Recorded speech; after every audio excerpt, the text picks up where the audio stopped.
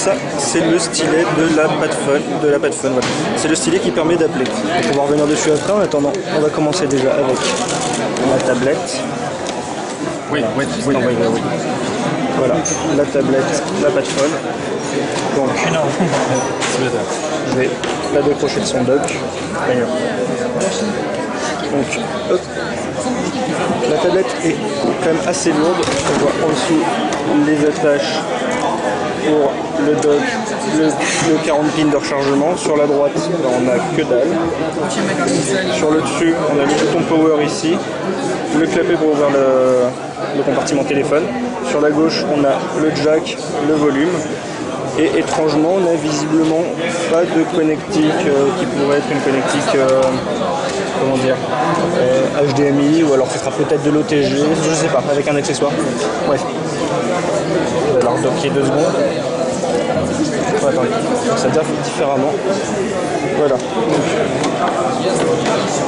Le compartiment, j'ouvre le bouton et là, je peux sortir. Alors, vous voyez le téléphone à l'intérieur. Et je sors le téléphone. La tablette s'éteint. Et là j'ai le téléphone en main, donc le téléphone du Padfone. Vous voyez, hop, avec ces petits connecteurs ici. Ce qui semble être un micro USB pour la recharger. Ça ressemble à du micro HDMI, mais ce qui est étrange, c'est qu'il n'est pas disponible sur la tablette, donc certainement que par un accessoire. Le jack qui est au milieu au-dessus, le power, sur le côté les volumes. Vous voyez, le téléphone a un design que je trouve quand même tout à fait intéressant. Sur le haut, on dirait un petit peu un iPhone 4. Avec la barre au milieu. Le téléphone est hyper léger, mais il n'est pas lourd. Donc on voit qu'il est sous ICS version Asus, hein, avec des modes de performance en haut, les switches pour les différentes fonctions. Bref, il y a une micro SD, donc bref, ça c'est les caractéristiques d'ailleurs. On parle de Android 4, un Qualcomm dual-core 1,5 GHz. Il sera disponible en version 16, 32 et 64 Go avec extension disponible et 1 Go de RAM. Donc c'est vraiment pas mal, on l'aura en plusieurs versions. La batterie du téléphone en lui-même est de 1500 mAh avec un écran en fait qui est du Super AMOLED de 4,3 pouces mais qui est en QHD, on n'est pas sur du HD, ce qui est dommage. Un appareil photo de 8 mégapixels autofocus avec flash, un slot micro SD et des dimensions en fait qui font 9,2 mm d'épaisseur, donc c'est pas parmi les plus fins, mais ça va, c'est pas une brique, et 129 grammes. Pour la tablette en elle-même, le dock tablette si on peut dire, c'est un jack audio 2 en 1, donc micro écoute, un écran 10,1 pouces de 1280 par 800. La technologie n'est pas précisée, c'est certainement pas de l'IPS, comme souvent chez Asus.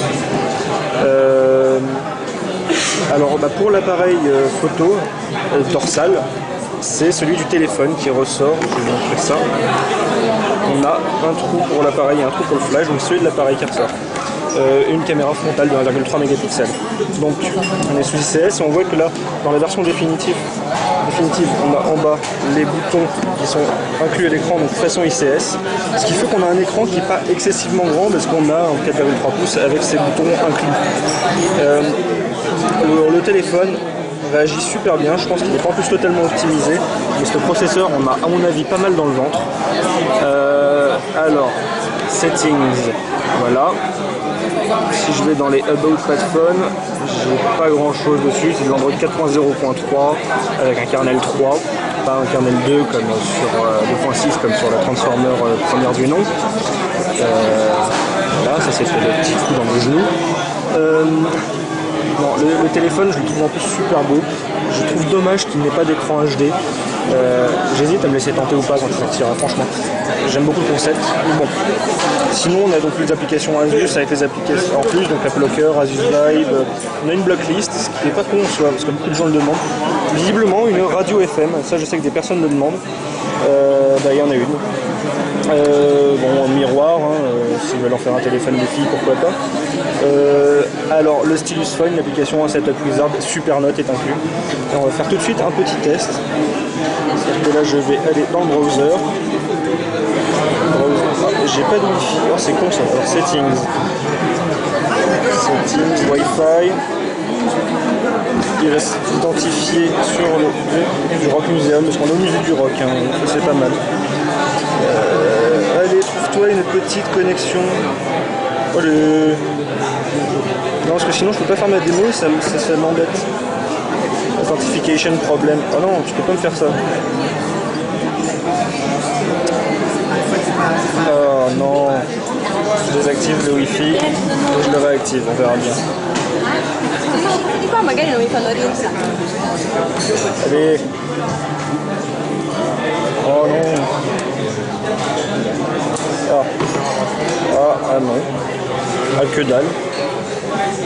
Et il est plus dans la liste, si. Est-ce qu'il est dans la liste?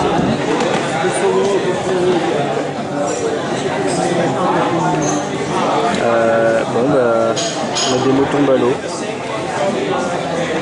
Comment ça, Nothing Range? On retente, hein.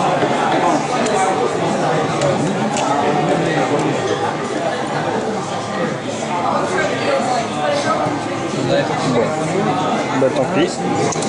Je vais faire la démo.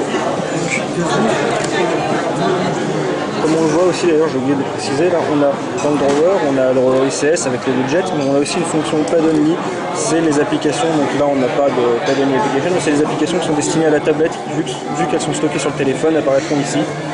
Et donc, je prends mon téléphone, là je le glisse tout simplement, je le plug, je referme, j'essaye de refermer. Voilà, et ben j'ai encore chié mon coup parce que là la tablette semble rebooter. Ah, c'est une belle démo en fait. Je sais pas si elle est bloquée, si elle démarre, je sais pas ce qu'elle fait.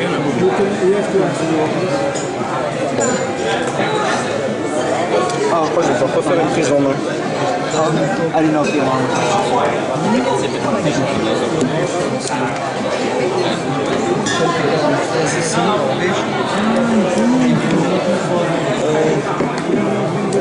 You did not push all the way down? Ah, ok. It should be like this. Ok, thank you. Voilà, donc en fait j'avais pas assez enfoncé le boutonio. Donc voilà, donc là on est passé sur l'interface tablette. Est-ce qu'en tablette j'ai du Wi-Fi? Donc, si je fais ça, si je fais paramètres, que dalle, paramètres Wi-Fi, non, toujours pas, bon, ça va faire une deuxième vidéo, et donc on vient à ce petit accessoire qui est le stylet. Donc stylet avec un bouton Bluetooth certainement pour l'appairer, un bouton qui semble être le bouton volume et un bouton pour décrocher j'imagine, la fonction stylet. Le stylet n'accroche pas, il est bien foutu. On peut l'accrocher, voilà.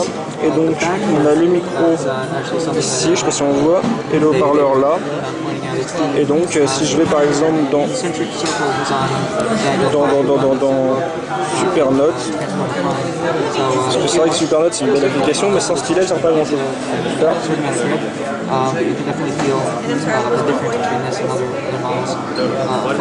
On the back here is the 8 megapixel rear-facing camera. Up front we have the standard PGA. C'est pas magnifique ça. Voilà. Je vais essayer de vous faire une deuxième vidéo avec un Wi-Fi qui marche pour vous faire des démonstrations plus intéressantes de l'interactivité entre le dock et la tablette. Pour revenir d'ailleurs sur le dock vite fait à la fin. Le dock présente un USB ici, un lecteur et même enfin une carte quoi ici. Devant on n'a rien, on a le port de charge là et un deuxième USB comme la première Transformer. C'est un dock spécifique, il n'est pas compatible avec celui de la première Transformer comme on a pu l'entendre. On m'a expliqué que c'était pour des raisons d'équilibrage. Et vu que la tablette avec le téléphone est plus lourde, si on y mettait la mettait sur le dock de la TF101, bah ça tombait. D'ailleurs ça tombe déjà même sans. Donc voilà. Hop. Allez, je vais essayer de trouver une tablette dont le Wi-Fi marche pour faire une meilleure démo. Merci à tous de nous avoir suivis sur MWC sur Ajuspad. On reviendra quand même avec d'autres articles bientôt. Au revoir.